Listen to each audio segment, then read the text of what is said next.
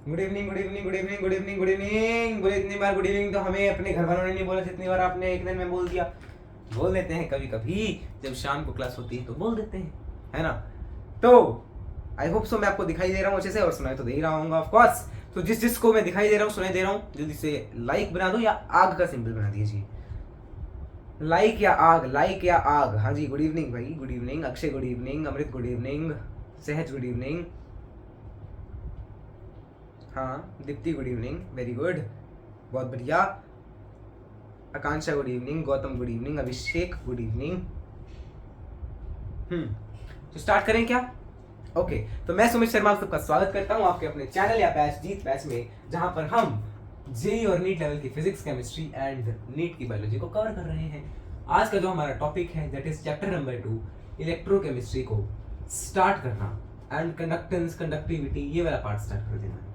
ठीक है, ये है आपका लेक्चर नंबर 1। आज आपका फ्रेश चैप्टर स्टार्ट हो रहा है, तो मुझे आप रिव्यू दीजिएगा कि आपको पिछले चैप्टर में क्या चीज कमी लगी, वो मैं पूरी करूंगा। Lecture 13 is missing. अरे भाई लेक्चर 13 आपको साइड बाय साइड मिलेगा, थोड़े दिन बाद मिल जाएगा, पर मिलेगा जरूर। बिकॉज क्या है, अभी हम ये चैप्टर स्टार्ट कर देंगे, आपको थोड़े दिन में वो वाला लेक्चर मिल जाएगा, बिकॉज वो तो रिकॉर्डेड ही देना है, तो ये तो हम लाइव तो कवर करें। ठीक है, हाँ तो इलेक्ट्रोकेमिस्ट्री हमारे चैप्टर का नाम है।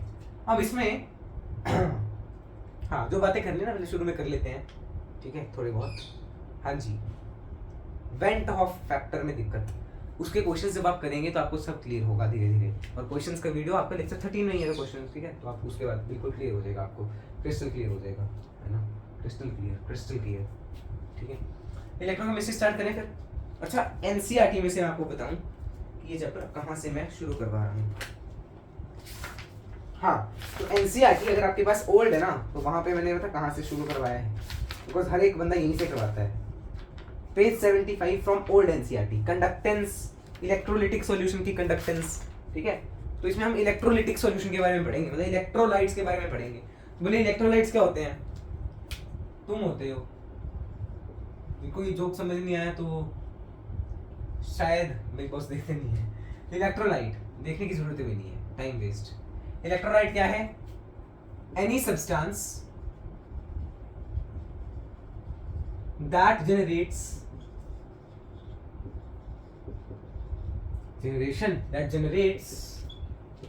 ions in a solvent।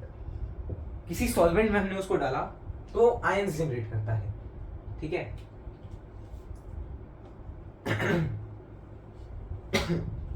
So sorry about this. फिर है, इसका हमने पढ़ा भी है पिछले लेक्चर में, पिछले चैप्टर्स में। चैप्टर तो अभी एक ही खत्म हुआ है। वीक इलेक्ट्रोलाइट होते हैं, स्ट्रॉन्ग इलेक्ट्रोलाइट होते हैं। वीक इलेक्ट्रोलाइट कौन से होंगे? जिनमें अल्फा की वैल्यू कम होगी। अल्फा मतलब ये डिसोशिएट हो गए ना आयंस में, इनमें डिग्री ऑफ डिसोसिएशन कम होगा, वो वीक इलेक्ट्रोलाइट्स। जिनमें डिग्री ऑफ डिसोसिएशन ज्यादा होगा वो स्ट्रॉन्ग इलेक्ट्रोलाइट्स। अल्फा क्या है?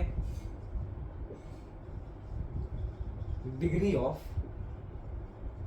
Dissociation, chapter number 1। इसकी ज्यादा जरूरत नहीं पड़ेगी, तो अगर कोई बच्चा है जो यहां से देख रहा है तो you can just start from here. हाँ, can I start from here? Very good. हाँ जी, आप यहां से स्टार्ट कर सकते हैं, हर एक जगह से आप स्टार्ट कर सकते हैं, पर कोई कोई चैप्टर आपस में लिंक्ड होता है। तो फिजिकल केमिस्ट्री में तो ऐसा कोई चैप्टर नहीं है जो आपस में लिंक्ड हो। 12th क्लास का जो हमने 3 कवर करना है, पहले हम 3 चैप्टर्स को कवर करेंगे फिजिकल के। ठीक है, कौन सा? एक हमने कर लिया liquid solutions, second electrochemistry and third is chemical kinetics. तो पहले हमें वो 3 कवर करना है, बाकी 2 बाद में करेंगे, है ना। उसके बाद हम इन 3 के बाद हम सब्जेक्ट चेंज करेंगे, इनऑर्गेनिक या ऑर्गेनिक, इनमें से किसी के ऊपर जाएंगे। अल्फा क्या है? डिग्री ऑफ डिसोसिएशन, जो कि हम चैप्टर नंबर 1 में पढ़ चुके हैं। ठीक है, हाँ तो अब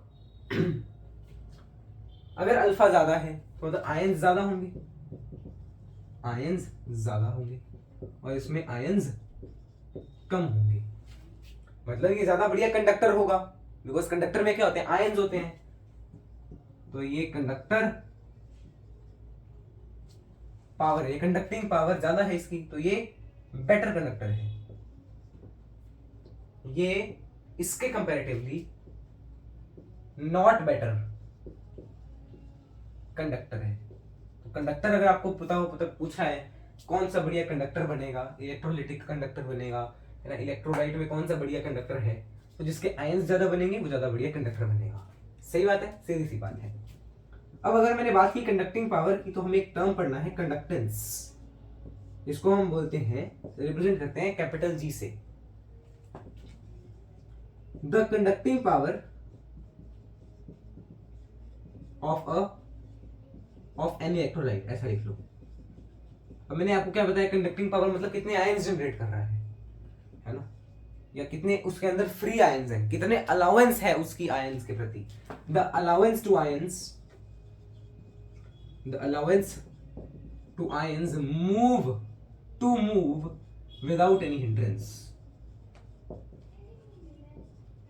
कि आयंस कितने आसानी से मूव कर सकते हैं यहां वहां, उसको क्या कहते हैं, कंडक्टेंस। अब ऐसा कोई टर्म आपने क्या क्लास 10th में पढ़ा है, रेजिस्टेंस। आयंस के लिए हिंड्रेंस कितनी है, हिंड्रेंस मतलब रुकावट, पढ़ा है कि नहीं पढ़ा। तो बस ये क्या कह रहा है, कितना अलाउंस है, वो क्या कह रहा था कितना हिंड्रेंस है, बिल्कुल एक दूसरे के उल्टे। तो उसी तरह से हम इसको क्या कहते हैं, it is inverse of resistance, जिसको हम रिप्रेजेंट करते हैं कैपिटल आर से। तो इससे इस सबसे हमारे के पास क्या आया, capital G is inverse of R. सही बात है। और अगर मैं बात करूं आर क्या होता था, रो एल बाई ए। क्या ये सबको याद है 10th क्लास का? अगर नहीं याद तो अभी याद कर लो। Resistance directly proportional length inversely to area, ये कांस्टेंट आ जाता था, तो ये होता था ना। तो इसमें अगर हम जी की वैल्यू निकालें, इसका रेसिप्रोकल ए बाय रो एल, ए अपॉन रो एल, है ना। नाउ इतना पहले नोट करिए, फिर हम आगे बढ़ेंगे, है ना। बिकॉज अगर आपको L by A cell constant के बारे में बताना है तो वो हम अगले पेज से स्टार्ट करते हैं, ठीक है। इसको पहले नोट कर लो आप, या पहले हम जी की वेरिएशन पहले पढ़ लेते हैं, फिर वो एल कांस्टेंट मतलब कांस्टेंट वगैरह की तरफ जाएंगे, है ना। शायद रबिट ऊपर से रब कर देते हैं, चलो।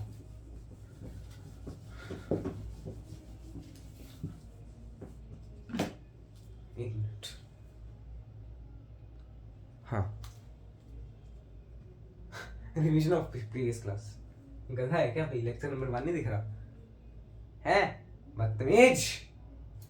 दिल पे मत लेना, कोई गाली नहीं दे दी मैंने, ठीक है। हाँ, तो लेक्चर नंबर 1 है, तो इसलिए कोई रिवीजन नहीं है। तो देखो भुला दिया मेरे को, क्या बताना था मैंने। अब मुझे याद रहा मैंने क्या दिखाना था, क्या बताना था मैंने अभी क्या बोला, क्या बताना है, सेल कांस्टेंट। वो तो बाद में बोला ना, उसके बाद मैंने बोला कुछ पहले ये दिखाऊंगा। हाँ, बहुत सही। Factors on which conductance depends, factors upon which the conductance depends, है ना।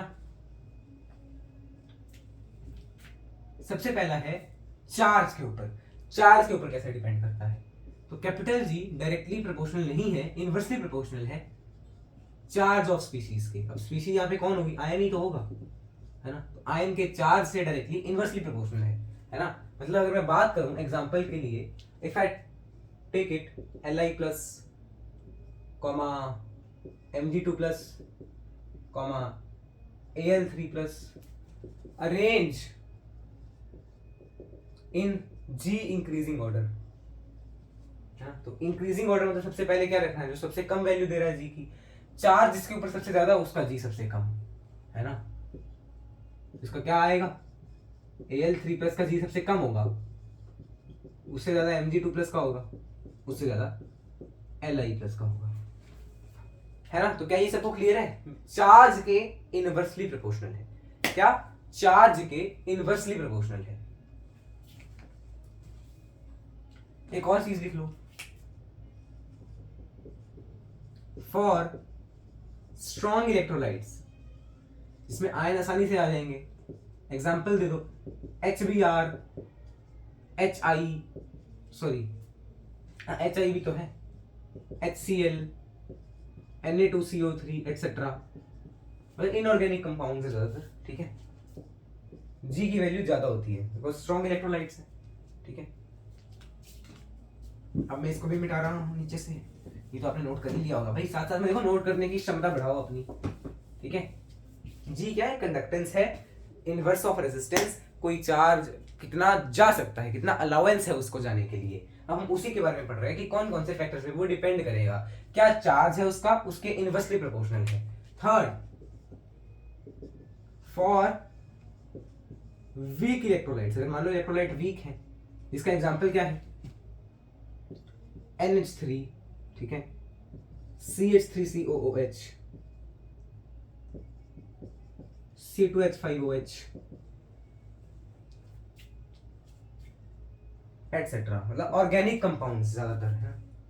जी की वैल्यू कम होगी बिकॉज ये डिसोशिएट ही नहीं करेगा, ठीक है, आयंस ही नहीं बनाएगा, और जो आयंस नहीं बनाएगा उसमें आयंस को अलाउंस कैसे होगी मूव करने की, है ना।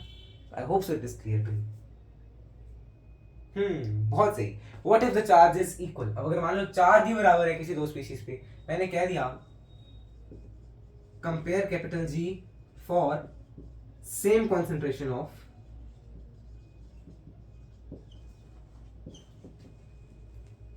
लेट्स से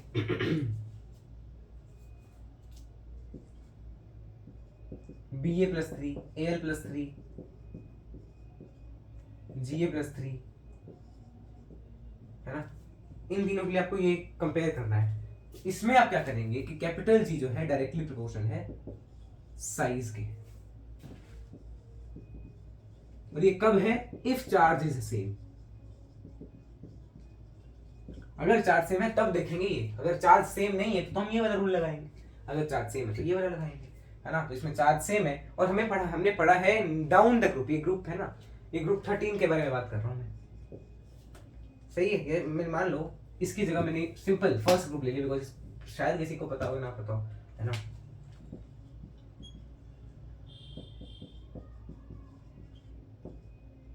है ये है आपके पास, एक और ले लो, Li+ भी ले लो, है ना। इनके ऊपर चार्ज सेम है, आपको बताना है कि इनके लिए जी की वैल्यू कैसे चेंज होगी, तो जी की वैल्यू साइज के डायरेक्टली प्रोपोर्शनल होगी, और हमें पता होना चाहिए down the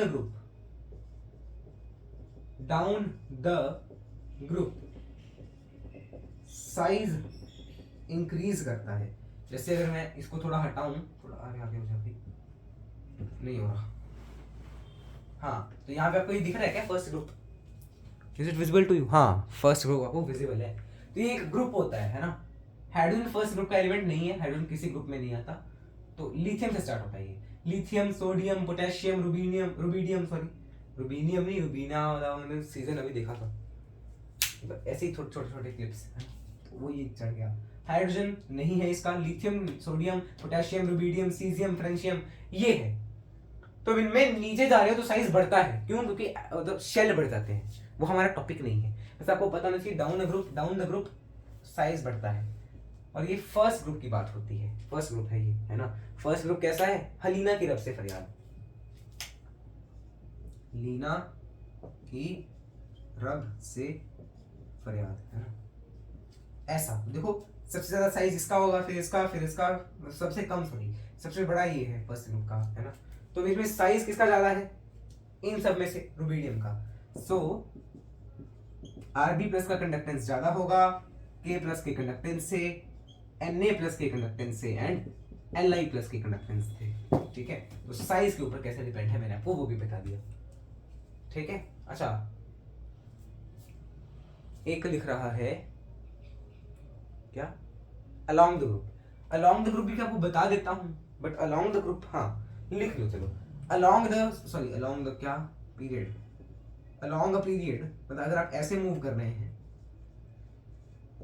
size decreases, Z effective बढ़ जाता है ना, जेड इफेक्टिव बढ़ जाता है, ठीक है। साइज डिक्रीज, न्यूक्लियर चार्ज बढ़ जाएगा, ये भी आपका टॉपिक नहीं है, आपको ये पता होना चाहिए कि along a period size come, along the group size increase, ठीक है। जिससे ये सारे फैक्टर्स हमें ऐसे चेंज होते दिख रहे हैं, इसको नोट करो फिर हम आगे बढ़ेंगे। अच्छा, इसमें एक और प्रॉपर्टी लिख लो, for H positive G is taken to be maximum for positive ions या कैटायंस लिख लो, and for OH negative G is taken to be maximum for anions। anions में OH नेगेटिव का सबसे ज्यादा और कैटायंस में H पॉजिटिव का सबसे ज्यादा जी हम लेते हैं। ये कन्वेंशन है, ठीक है। इसको एक्सप्लेन करने के लिए एक रूल भी है, बट वो आपके सिलेबस में नहीं है, तो आपको वो जानने की जरूरत नहीं है। ये कन्वेंशन है आपके लिए। H पॉजिटिव का जी सबसे मैक्सिमम कैटायंस में, OH नेगेटिव का सबसे मैक्सिमम एनाइंस में। I hope so this is clear to you, है ना। इसको आप नोट करो, फिर हम आगे बढ़ेंगे। Note it down very very fast, please note it down ताकि हम आगे बढ़ें। इसी में जगह है तो आप यहाँ पे नोट कर लो एक चीज और, टेम्परेचर के साथ डिपेंडेंस भी नोट कर लो, directly proportional to temperature, because हाँ चलो आप नोट करो सीधा। टेम्परेचर बढ़ाओगे आयंस भी बढ़ेंगे, है ना, मूवमेंट भी बढ़ेगा ऑफ कोर्स, फिर अलाउंस बढ़ गई तो G is directly proportional to temperature. इतना नोट कर लो, आपको इसका रीजन ज़्यादा डिटेल में जानने की जरूरत नहीं है, तो मैंने आपको बताया उसमें संतुष्ट रहो। फिर हम जी के बारे में डिटेल्ड बात करेंगे, पहले आप इतना नोट कर लीजिए। नोटेड नोटेड, अरे ले लो थोड़ा टाइम है, आज पहला लेक्चर है। हाँ, इस चैप्टर में आपको लगभग 10 लेक्चर्स लग सकते हैं, 10 या 12 या 14, 10 to 14 लेक्चर्स में लग सकते हैं आपको। सही है, 10 to 14। साइड प्लीज, लो जी, हो गई साइड प्लीज। ओह, मैं तो फिर आ गया, मैं तो फिर गया, इधर चला, हो गया क्या? ओके, तो आई hope so it is noted down by you. अब हमें पढ़ना है कंडक्टेंस के बारे में, जो हम अभी पढ़ ही रहे थे। हमने क्या पढ़ा? G is equal to 1/r। मैंने आपको बताया है G is equal to 1/r, I/r नहीं, 1/r, है ना। तो इससे हमने और क्या देखा? G की वैल्यू भी देखी थी, G is equal to A/ρl।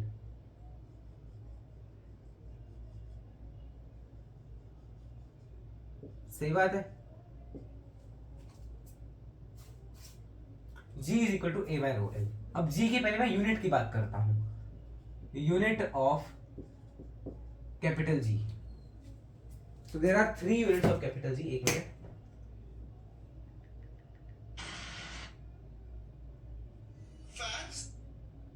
एक मिनट, 3 यूनिट्स हैं इसकी। अब देखो, ओम इनवर्स, और इस ओम इनवर्स को हम और क्या बोल देते हैं? Siemens. It is not what you are thinking, it's siemens. And जैसे देखो मैंने लिखा ओम, इसका इनवर्स लिखना मतलब उल्टा लिख देना, मोह। इससे रिलेट करने के लिए ना मैंने एक अंकल जी को बुलाया है आपके साथ मिलने के लिए, तो बहुत देर से वेट कर रहे हैं। आ जाइए अंकल जी। अरे अंकल जी, क्या देख रहे हो? यही तो है नई परंपरा। ये देखो, है ना मोह। तो ये इसकी यूनिट है, ये किसकी यूनिट है? कंडक्टेंस की यूनिट है मोह। तो क्या है ये? यूनिट ऑफ कंडक्टेंस मोह। ऐसे आप याद रख सकते हैं। दीपक कलाल ने कंडक्टेंस की यूनिट के बारे में बहुत चर्चा की है, मोह मोह मोह, ठीक है। तो ये आपकी आ गई यूनिट ऑफ कंडक्टेंस। अब अगर मैं इसमें से निकालना चाहूँ कंडक्टेंस की यूनिट, तो इसमें से वही आएगी यार, मीटर स्क्वायर मीटर, वही आएगी, है ना, मोह या ओम इनवर्स या सीमन, ठीक है। साइमन, सीमन, कुछ बंदे सीमन प्रोनाउंस करते हैं, which does not seem good, क्या पता उसका नाम सीमन, साइमन भी हो सकता है ना। तो we don't know how it is to be pronounced, तो हम साइमन ही बोलेंगे, है ना। तो G is equal to A/ρl। Now a term L/A which we call as G star is introduced. G star is not related to conductance. What does G star means? It is known as the cell constant. Cell constant का मतलब क्या है? The ratio of distance between the electrodes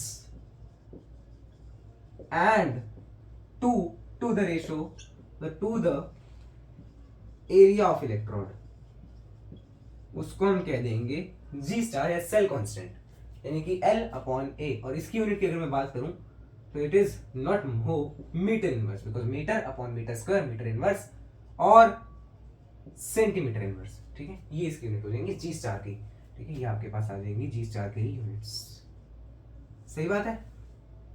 तो अगर मुझे जी को लिखना हो जी स्टार की फॉर्म में तो कैसे लिखूंगा? G is equal to 1 by rho times G star. ठीक है, ये आपके लिए एक इंपॉर्टेंट फॉर्मूला है। ओके, इतना नोट करो पहले, फिर हम आगे बढ़े। अच्छा, इसी में आप एक और चीज लिख लो, 1 बाय रो को हम कहते हैं के, जो कि अगला टॉपिक वही था, तो मैं वो भी आपको साथ ही में यहां भी करवा देता हूं। के क्या है? कंडक्टिविटी, या ऐसा रेजिस्टिविटी होता था जिसको हम क्या बोलते थे? Specific resistance. ठीक है, कंडक्टिविटी और specific conductance.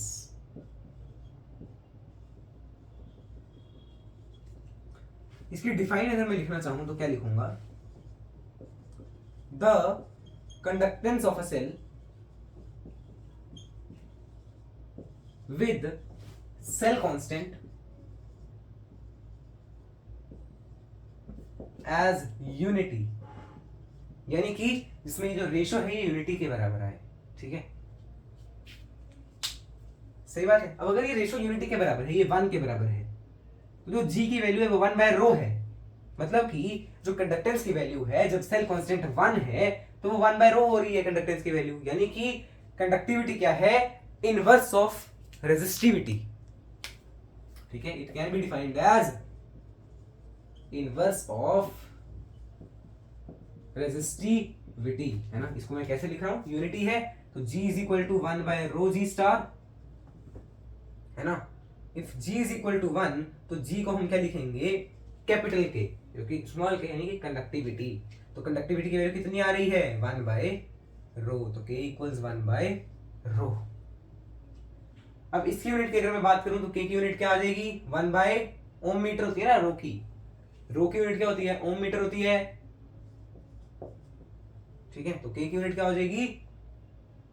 Om inverse metre inverse. So k is equal to ohm inverse metre inverse और साइमन मीटर इनवर्स और महो मीटर इनवर्स। ठीक है, ये आपके पास आ जाएगा के के बारे में, है ना। हाँ जी, तो हम यहां से क्या लिख सकते हैं? जी स्टार को उधर ले जाओ। G star is equal to, sorry, G star that is equal to 1 by rho. And हमने क्या पढ़ा? 1 बाय रो को हमने क्या लिखा? के बराबर।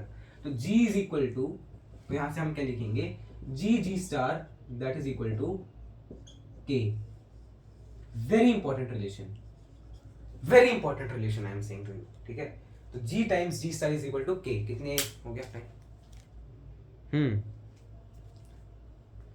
एक लिख रहा है, पहला लेक्चर है, जल्दी छोड़ दो।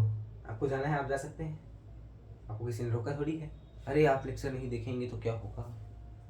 आप पीछे रह जाएंगे, है ना। तो इसको आप नोट करिए जल्दी से। कंडक्टिविटी, स्पेसिफिक कंडक्टेंस भी बोलते हैं इसको। कंडक्टेंस क्या है वो सब हमने आपको क्लियर कर दिया। यानी कि कंडक्टिविटी क्या है? जब हमने इलेक्ट्रोड्स ले लिए, इसका एरिया 1 है, लेंथ 1 है, उसको हम बोलते हैं कंडक्टिविटी, यानी कि इनवर्स ऑफ रेजिस्टिविटी। ये आपके पास जी स्टार इज इक्वल टू के, इसका रिलेशन आ जाएगा। इस रिलेशन को आपको याद रखना है। It is very very important relation for you. ठीक है, तो इसको आप जल्दी से नोट करो। Okay, note it down very very fast.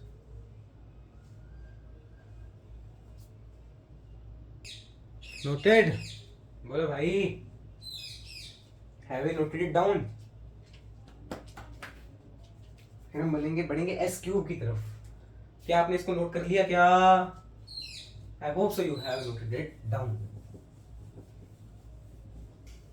हम आएंगे एस क्यूब की तरफ। What we are coming towards S cube.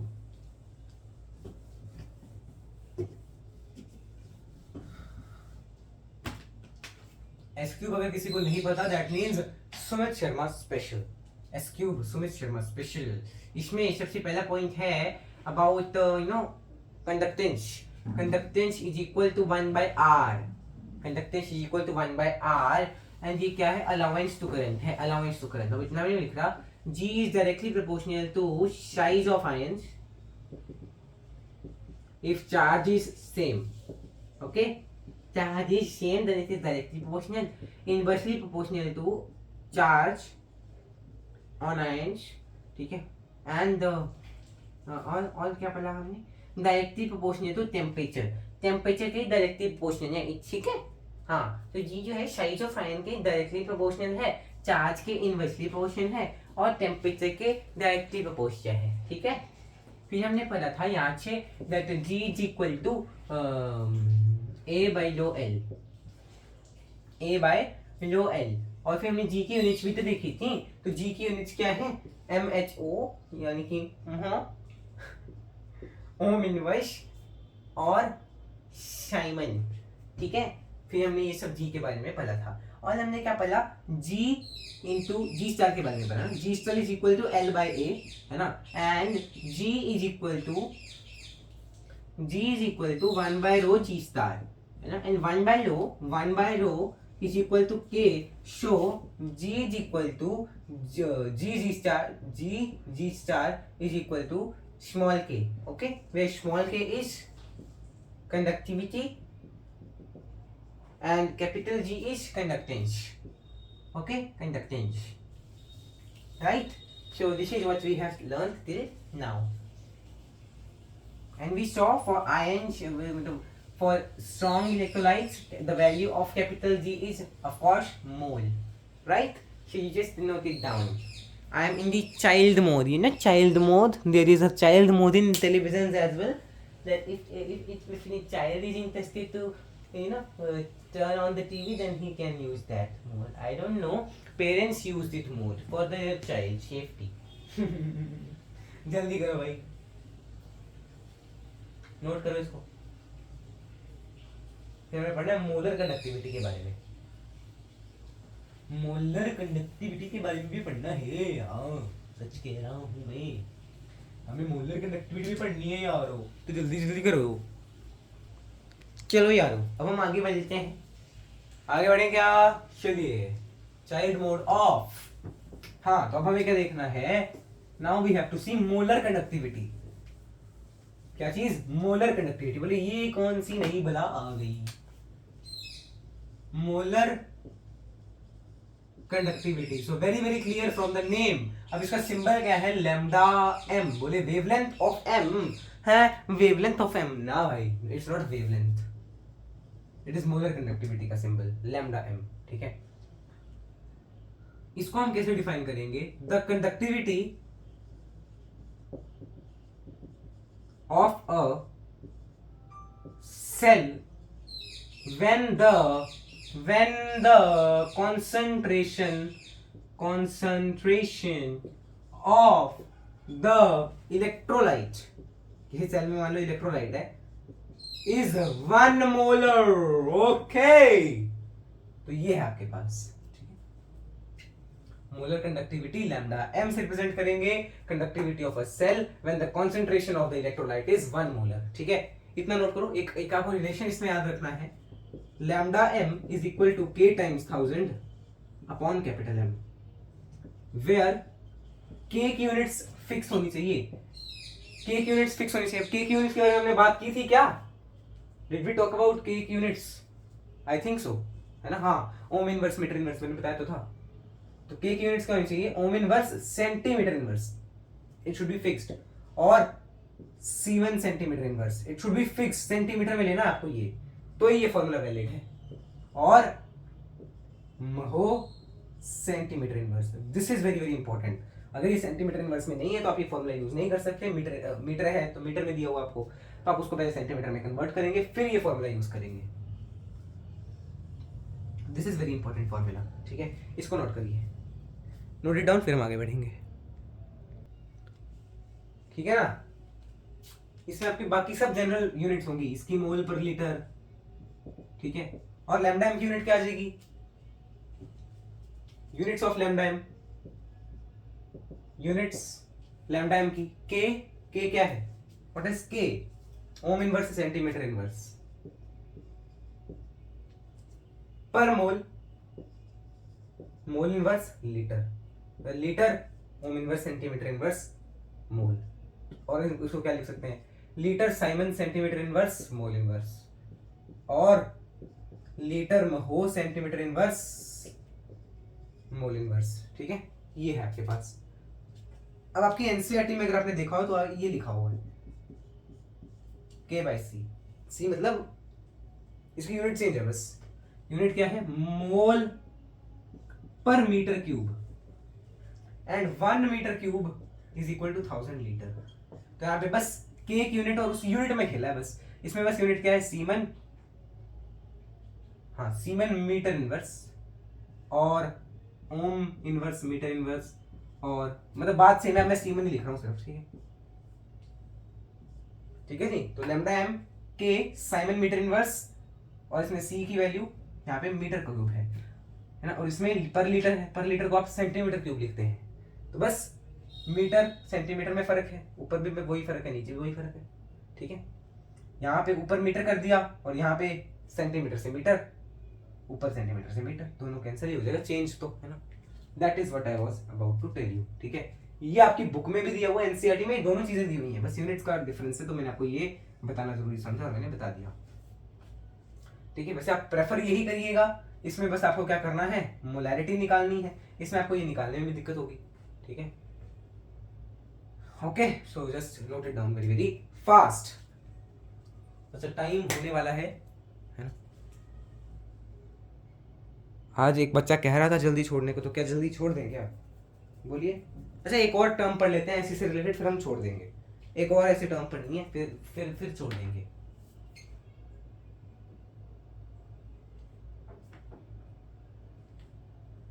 अच्छा, एक कमेंट आया है, अभी अभी आया है, मैंने अभी अभी देखा है। और इकबाल शेख, वाओ क्या जुबान है।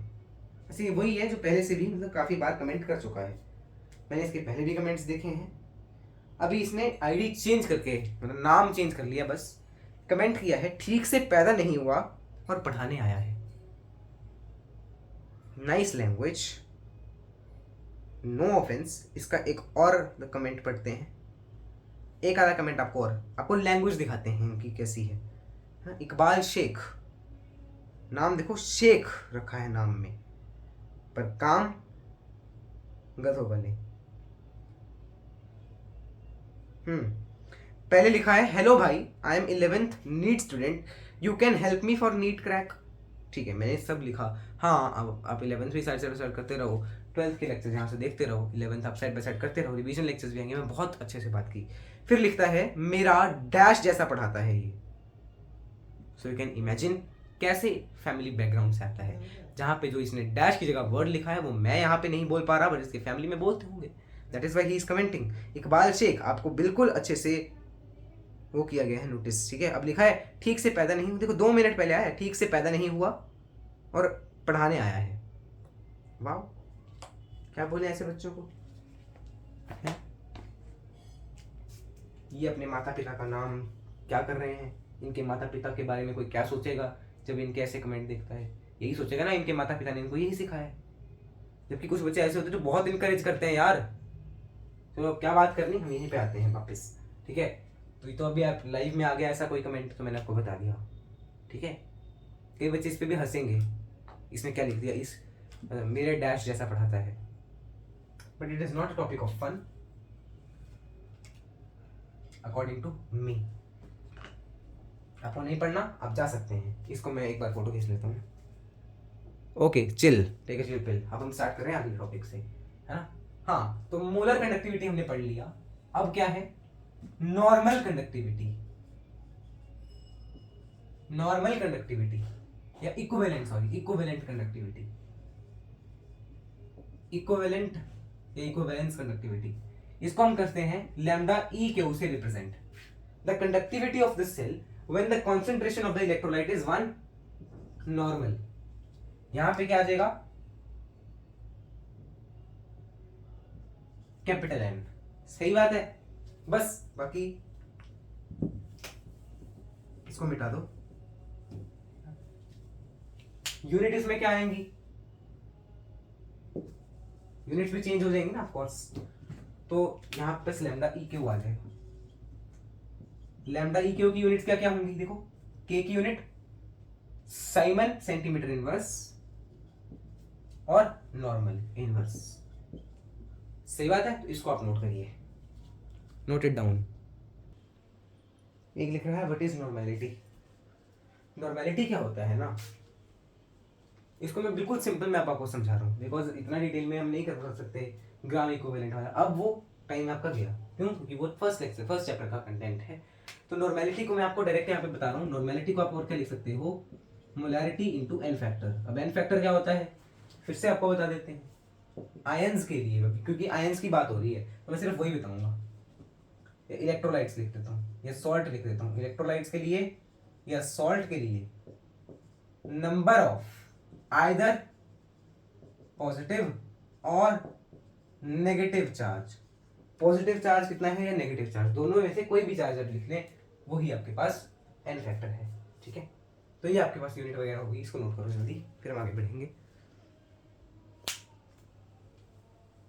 आई hope so you have noted it down. हाँ, इसमें भी के की यूनिट वही होनी चाहिए। ठीक है, नोटेड।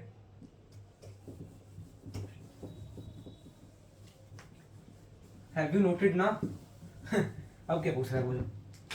तो हमने क्या पढ़ा, एस क्यूब नंबर 2 में के बारे में मैंने आपको एस क्यूब नंबर 1 में कहा तक के दिखा दिया था ना। हाँ, तो हमने पढ़ा lambda M is equal to K into 1000 upon capital M, where K is in siemens centimetre inverse और ohm centimetre inverse, sorry ohm inverse centimetre inverse और महो सेंटीमीटर इनवर्स। ठीक है, and lambda equivalent that is equal to K times 1000 upon capital N, where same K की units Simon centimetre inverse और mho centimetre inverse और ओम inverse centimetre inverse. ठीक है, सही बात है। हाँ, तो हमें देखना है relation between lambda M and lambda E cube. ठीक है, पहले आप इसको एस क्यूब नंबर 2 में, उसी को उसको भी एस क्यूब नंबर 2 में डाल लेना है ना। देखो इनकी रेशो ले लो, lambda M by lambda E cube, ये रेशो कितनी आएगी, के से के, 1000 से 1000, तो 1 by M divided by 1 by N, यानी कि n बाय एम आ गई, because 1 by N divided by 1 by M that will be 1 by N multiply by capital M, तो m बाय एन आ जाएगी आपके पास रेशो। अरे sorry, 1 by M divided by 1 by N, N ऊपर है ना। हाँ, तो ये n बाय एम आपकी रेशो आ जाएगी। अब n को आप क्या लिख सकते हो, पहले मैं n ही लिखता हूँ इसको, that will be equal to capital M into N factor upon capital M, तो ये क्या आ गया, n फैक्टर आ गया। तो lambda m upon lambda equivalent is equal to n factor, so lambda m is equal to n factor times lambda E cube, ये आपके पास है, ये आप स्टार मार्क करें, और ये आपका एस क्यूब नंबर 2 है।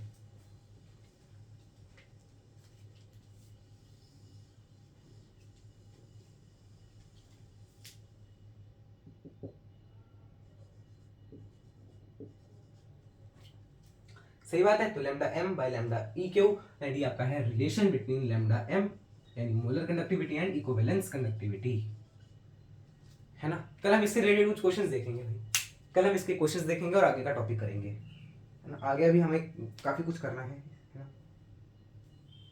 हाँ, अभी हमें ग्राफ बनाना है कंडक्टिविटी, मोलर कंडक्टिविटी का, ठीक है, और फैक्टर्स देखने हैं जिनके ऊपर ये डिपेंड करेंगे, और डाइल्यूशन देखना है कि डाइल्यूशन पे क्या होगा, ये आपकी एनसीईआरटी में भी दिया हुआ है बढ़िया तरीके से, है ना, डी बाय हक्कल इक्वेशन। ठीक है, तो ये सब हम देखेंगे अगले लेक्चर में।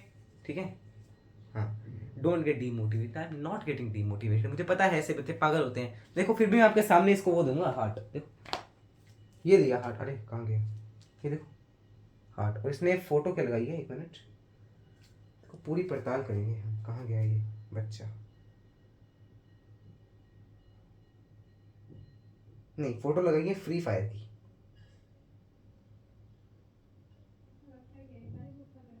चलिए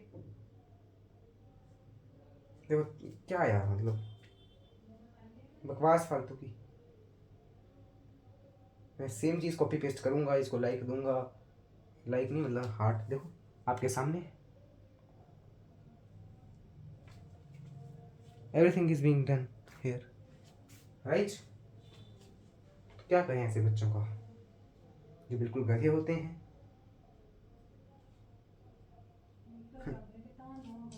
ओके, चलिए फिर मिलते हैं अगले लेक्चर में। ओके, होमवर्क रह गया ना, तो पहले इसको मैं एक बार फोटो खींचता हूँ इसकी। हाँ, अब हम होमवर्क लिखेंगे।